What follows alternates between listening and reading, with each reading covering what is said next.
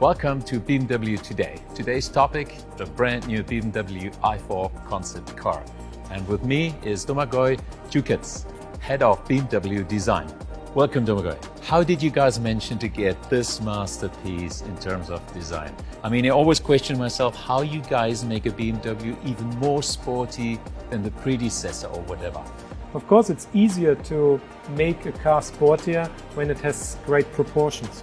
We have great architecture at BMW, and of course it helps to express it. So this is already 50% of the beef, let's say. In the front, it's of course the kidney, double kidney, and the headlights, which are very, of course, focused. Yeah? You see these headlights, which are more diagonal with this double function, which are cut. It looks almost like an eagle eye. Domagoj, if I rip off the logo all over the place and I have a look at this, it still would be definitely a BMW. What is the secret formula for you guys? Where is the BMW genetics? Even if you don't put a logo, people would reckon this as a BMW. As I mentioned, the kidney is very strong identity, but in the side, I think what makes a BMW is often the proportion. There's a whole lot of designers around this world following your blog and your information. If you want to give them a cooking recipe to create their own good-looking car, in a nutshell, what are the main proportions, the main points, how to start design and how to end it up from the front to the rear, out of your secrets? And I mentioned one thing, proportion is the most important thing. You can do a lot of lines on a car, but when the proportion is not right, it will never get the same attraction.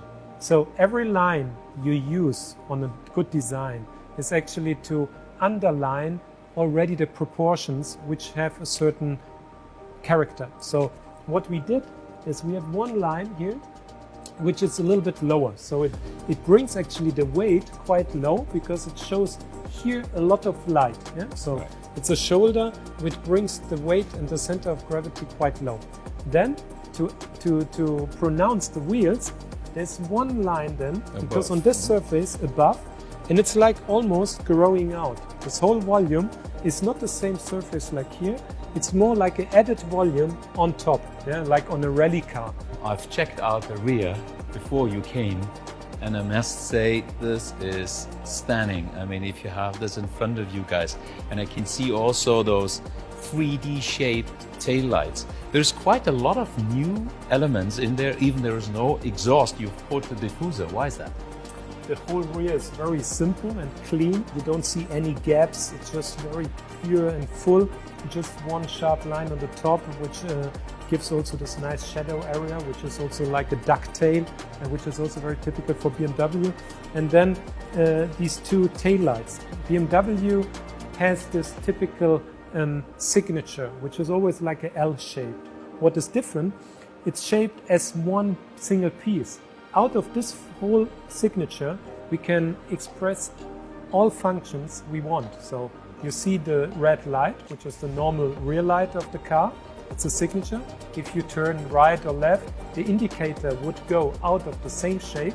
And if you would brake, it would be also the same shape. It's all in one. One question about serious technology is the curved display. I'm actually a big fan of this one. Has this any chance to get to the series production? Yes, this is what you see here. This is what you're going to see also in the production unit. How do you guys get to this color? I mean, color makes such a difference, right? And that is the copper color we've been seeing in the iNext already. You can see already that we played with copper color on the i8. Much stronger, brighter, as it's a sports car. And here it has this really pale, discreet, elegant touch. One last question on this one is, you mentioned your team of designers, about 100. When you're doing a design process like this, is there one that draws the sketch and people say, that's it? Or are you mixing the ideas of several design people into one vehicle?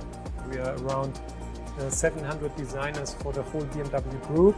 There are also engineers, which are just for us, for the design department. But the designers with me, they work all this, color and trim, interior, exterior. So also 1/3 is just working on exterior, so not everyone. In the beginning of such a project, it's always a competition. And then let's say 10 designers would work on this car and they would sketch. Everybody has his own ideas, but of course all know what is the strategy. There is a certain BMW strategy, and people should also have this as a guideline. I don't say what should be where, but of course there's a certain cooking book.